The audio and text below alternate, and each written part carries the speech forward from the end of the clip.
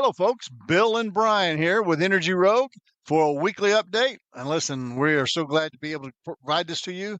And let me tell you something. Today, we're going to talk about something that people don't talk about a lot, and it's called storage. Brian, where are we going with this?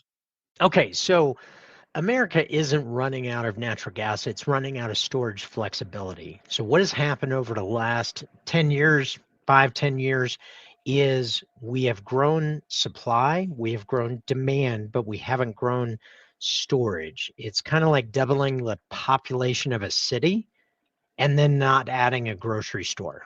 So it's equivalent to that. So we've had record production, yet price shocks. So we have a thin storage buffer, and we're going to explain why. And we're going to talk a little bit. If you stick with us to the end, it's going to make more sense why we have price shocks, why this is going to be a persistent problem, and what we can do about it to fix the future. So we've had steady production increases, demand spikes, and pipelines and transit. So tell us a little bit, Bill, about production. What is it? What has happened over the last 10 years? And I tell you, if there's one thing we can do in our industry, it is perform. We know how to make production increases. So since about, oh gosh, what will be now, 2018, we have added, look at that, 30 BCF a day of natural gas production.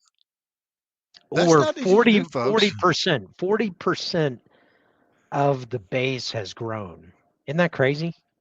Yeah, exactly. And so what you're seeing there is we've been able to drill, we've been able to get it. So natural gas has become, so you would think that natural gas would be like free by now, but no, that's not the case.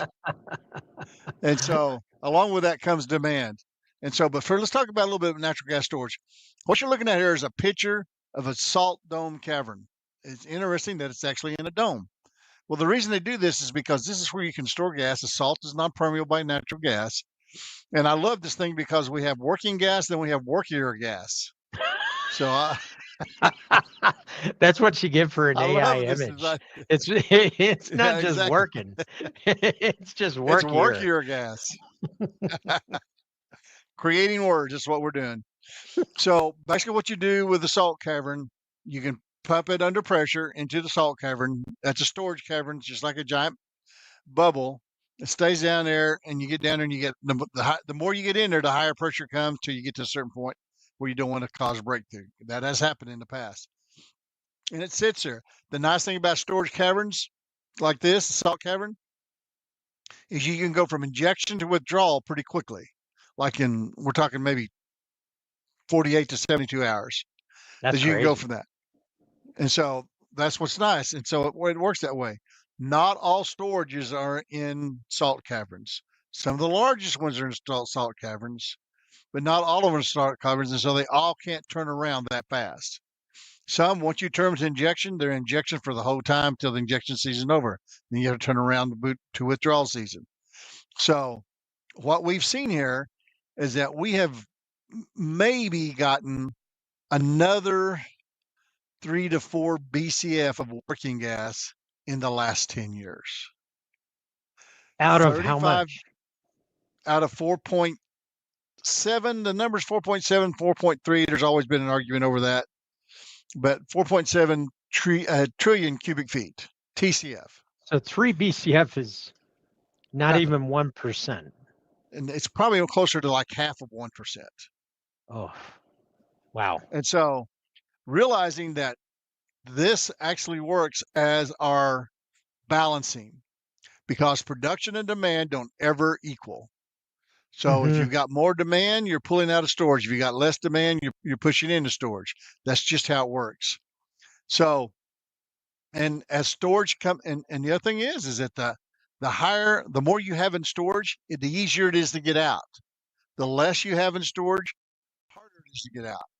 So when you need storage demand late in the season, it's harder to move that around just because basically it's physics. You got to have the Right. pressure to pull it out. So, uh, so when you see no increase in storage, increase in exports, increase in um, supply, what you see is a very high increase in volatility when it comes to pricing. and we'll be talking a little bit more about that. So the as you can tell on the next slide, Brian, this tells us exactly what we're talking about as far as how much growth has been over the decade. Oh my And gosh. so, So in 10 yeah, years, 4.7 to 4.8.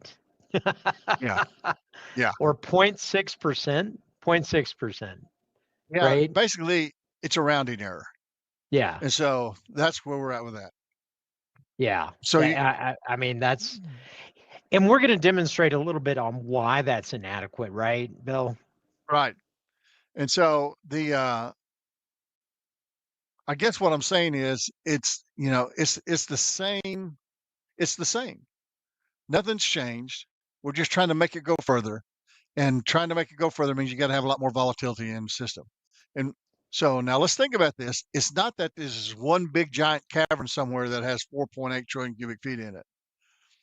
It's several hundred places that you Mm-hmm. get storage, which by the way, you can get the storage map off of energyrogue.com. If you sign up to get Rogue Edge, we actually have a map that shows where they're all at. Some are in the market, some are in the supply. So, but the thing is that it's multiple places, and if you don't have storage in the right place, your price is going to go up, Right. no matter if the demand is high. Well, and it's not so much having gas or not having gas, it's having gas when you need it, where you need it, right? Exactly, exactly. And That's so the, it's that's a the key. location problem, man. Right. And we're going to talk a little bit about that because we actually have a real world example on why that volatility and this lack of storage deliverability. I want you to remember what Bill said about 48 to 72 hours. That is a rapid switch for storage, but I'm going to give you an example of a real world example of why that's even inadequate.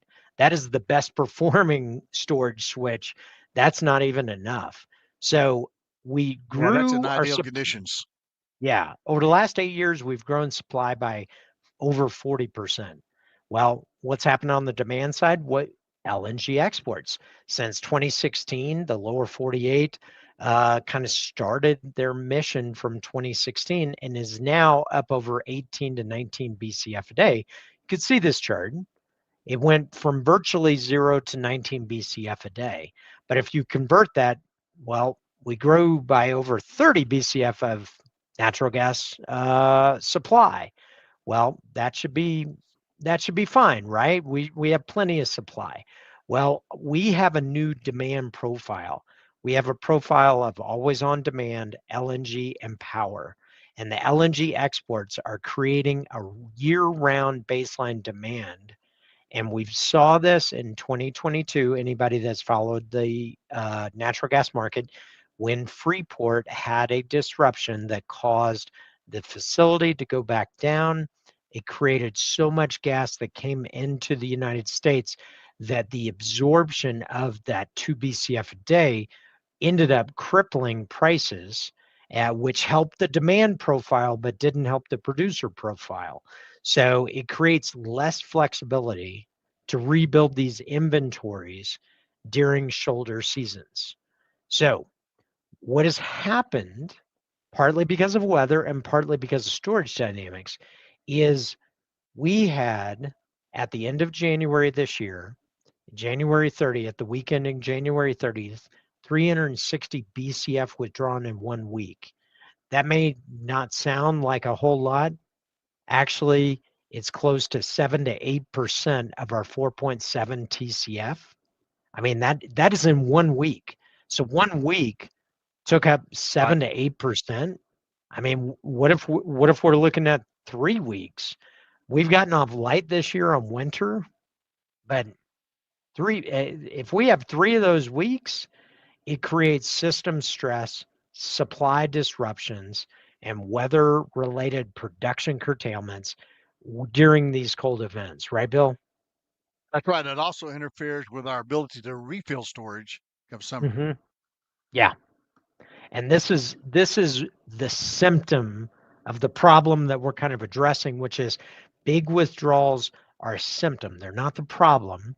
And big weeks are pushing the envelope of breaking the grid. And when we're talking about the grid, we're talking about the natural gas grid because it feeds into power. But 1 week equals 7% of the total capacity. What if we have multiple weeks like that? This year, we've gotten off light. Last year, we got off light. Year before that, we got off light. What if we have the big one? So this is the problem. If storage withdrawals, big storage withdrawals are the symptom, here's the problem. Okay. Gas moves at roughly 17 miles an hour. This is an image of New York City down here. New York City is right down here. And this is where all the storage fields are. This is the map Bill was talking about. So to get here takes over 10 hours from storage to consumption. And what this sets up is a very big problem because on cold days, furnaces, and then in the summer, power, they need it right then and right now. And blackouts, brownouts, and cities are running out of gas. It sounds dystopian, but this problem is brewing. Data centers, LNG, and storage flexibility, all three of these are coming together to create a very challenging problem. Utilities and pipelines are ahead of the curve.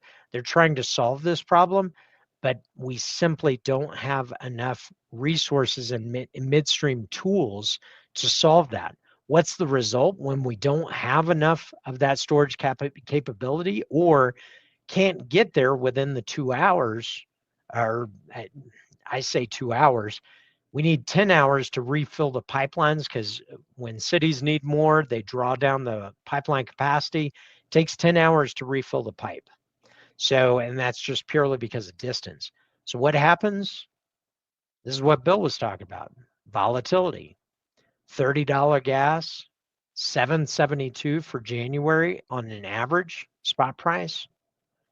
But then what happened after, Bill? Oh, it all comes right cratering down. I mean, we go from like 772, like first, what was the first week in February? We were down to $3, 350, Yeah, something like that. yeah. You know, So this says 25%, but 25% was just a 1 day. Add in a few days and you're down 50%. right, So gas and electric, it has a coupling risk as well. Extreme cold during these periods, it disrupts gas production with freeze-offs. I know that sounds weird, but freeze-offs, when you have surface equipment and you have moisture and you have gas coming out of the ground, these freeze-offs actually freeze equipment. So producers often shut in prior to this to save the equipment. And right. and because water comes up through the ground from when they're producing this, right? And then it gets separated. So water hits the surface from the ground, Right. from the And reservoir. in addition to that, you have pipelines that are restricting volume through there because they have the same problems. Right. So they're researching what they call a operational flow order. They Hmm. are reducing the amount of gas that's coming in, so that just increases the volatility. Yeah. Well, and it spikes power demand and it forces generators to rely on gas.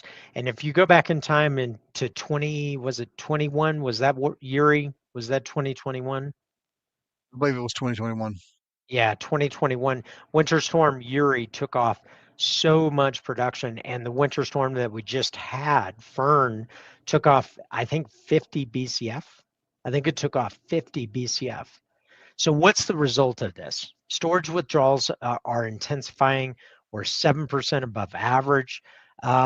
Winter 2025, 26 is expected to drop down to 2 TCF. Bill and I have our own numbers, and we're actually south of this number. But we actually have a storage projection tool for Rogue Edge. But what is the next demand wave? We've been talking about winter, LNG, storage, supply, data centers. That's increasing how much gas is coming from the grid. And currently, our electric power grid has 40% contributed from natural gas, 20% from coal, 19% from nuclear, and 21% renewables, but that includes hydro. Okay, if you look at solar and wind, it's a lot smaller because hydro has a pretty big stake in this. Wind has grown Right. a lot, but a lot of the renewables are eking into this, but that means natural gas has to have more flexibility. And the salt caverns, as Bill said, these give us speed to get to the right storage withdrawals. So where are we going with all this? We have three constraints happening at once. We have capacity, deliverability, and location. And it gets back to that 10 hours to refill the pipelines to serve New York City with gas. So this creates working gas versus base gas. It can't drain to zero, these storage facilities.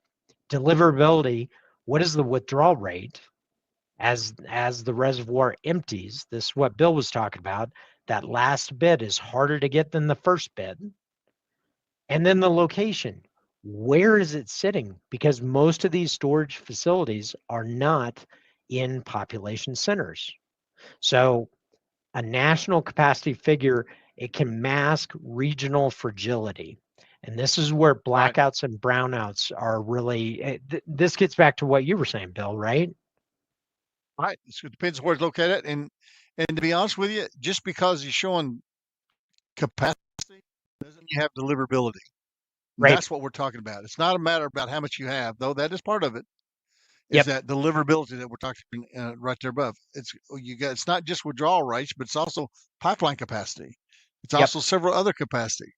And so these constraints operating all at the same time, it's like sort of like juggling. You're just trying to figure out which ball's in the air. Sometimes they're all in the air. Yeah. Yeah. So where's the hope? Well, there's some new projects. Let's look at White Castle Energy Hub, Louisiana Salt Cavern Project. Phase 1 is 2028. Phase 2 is 2030. This is up to 40 BCF a day of total working capacity. Well, wait a second. We got 4.7 TCF Right. and 40 equals 0.04. Is that going to solve it? That's a big project Like I in said, the it's storage field, a right? big project, and it's a rounding error in capacity.